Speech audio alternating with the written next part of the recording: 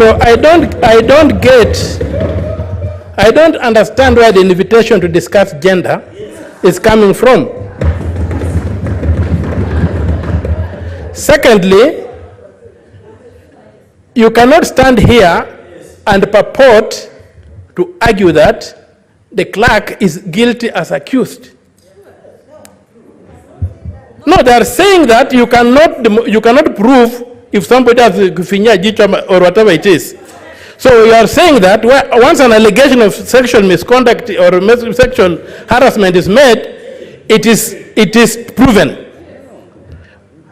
Honorable Sifuna just demonstrated to us how somebody has suffered on false allegations. Senator Oroba was given a chance to defend herself, and I followed these discussions keenly, and I want to submit that if you go to the record, sexual harassment came at the tail end. This allegation of sexual harassment came at the tail end, and I wonder how the sexual harassment would then happen after it had been alleged to have happened, had been alleged. So let us sober up and debate what is before this House. Also, two wrongs don't make right. Because somebody else misconducted himself or herself, it doesn't mean that we should misconduct ourselves. We must know that when you go on social media, do billboards, and some of the hashtags were impeach, nyegenye, and do whatever, this was totally uncalled for. There had been no report to law enforcement about sexual harassment. There was no recollection in this report that an OB number was obtained alleging that the clerk had sexually harassed Senator Roba or any staff member or any member of the Secretariat had done that. So I would request that as we contribute, we should also respect the right of individuals to a good reputation which is in the Constitution. Let us not come here and make pronouncements that have no evidentiary support.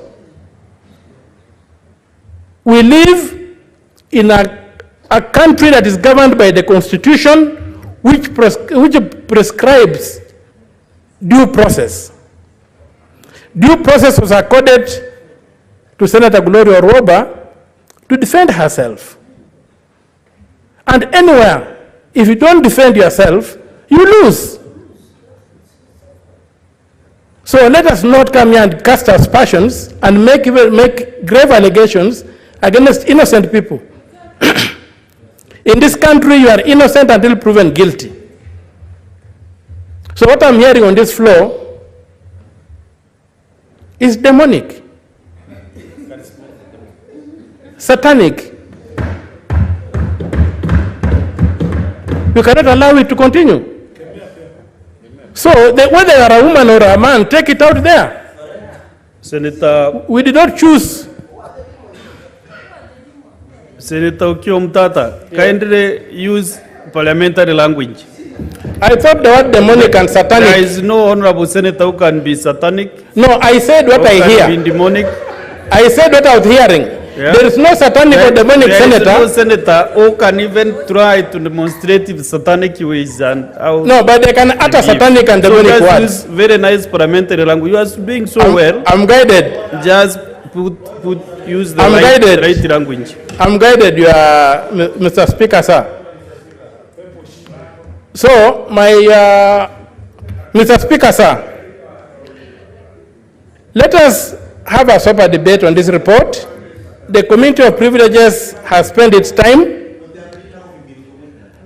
and from where I sit, the report is detailed. Maybe we could discuss the kind of punishment that is recommended. We could discuss the kind of punishment recommended. Mr. Speaker, sir, protect me from my friend Senator Murango, who is consulting loudly. Yeah, Senator Murango, kindly consulting the law tools. Mr. Speaker, sir, I would really urge that we look at this thing without putting on the gender lens. The gender lens has been wielded to destroy the boy child, and even the boy child can fight back.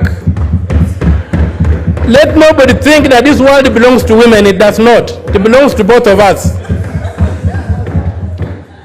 It belongs to both of us, Mr. Speaker, with equal rights. And if a matter is being prosecuted, let us prosecute it on the merits of the case before us. And the merits of the case before us is that there are allegations that were made, as Governor Senator Sifuna said. Governor is okay. Okay. As Honorable Sifuna said, and the allegations were presented before the committee of this House, performing a quasi-judicial function. And the committee of this House, using its powers, gave the person making the allegation the right to be heard. The person declined to be heard. The person did not show up before the committee. And the offer was either to appear in person or by advocate. The person did not appear. The allegations are being made against people who, like every one of us, have a right to a good reputation. People who have been serving us diligently. And if I may go back, a few months before this happened, there had been serious allegations that vehicles had been broken in at the Senate parking. Police were got involved. The CCTV reels were run. Even some had not parked their vehicles there on that day. It is just that the secretariat, led by the clerk, decided to cool things off and to let those senators go. So this idea of making wild allegations must come to an end. If you can't prove it, shut up. Correct. And to say that it's impossible to prove this kind of thing is not true with the kind of technology we have today. With keyhole cameras, even sunglasses like the ones worn by the indomitable senator of Nandi can be used to record things. So I really think that what we should really concern ourselves is the kind of sanctions that have been proposed against Senator Gloria Oroba. I think they're a bit draconian. We can shorten the term and make an apology. We come from a tradition like that says that when you bite your tongue, you cannot spit out all the blood. You may have to swallow some. So let us swallow some of the blood. Let us punish, not to kill, but to correct.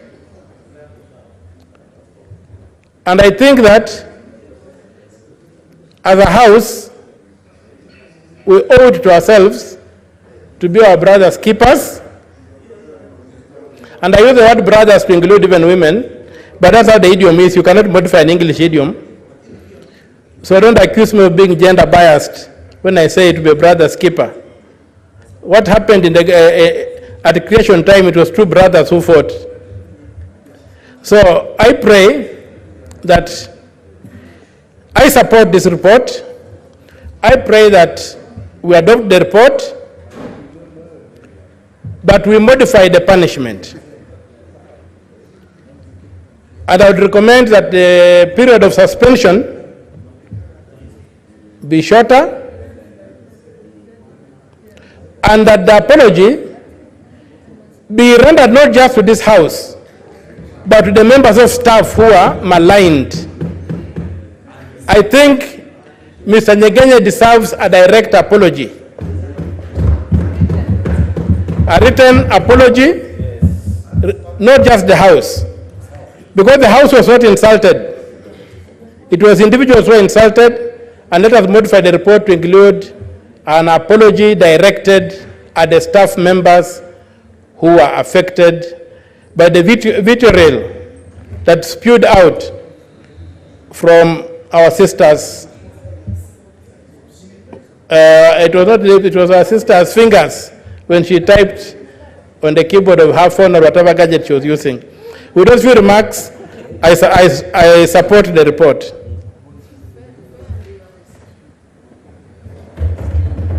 Senator Tobiko Pelis.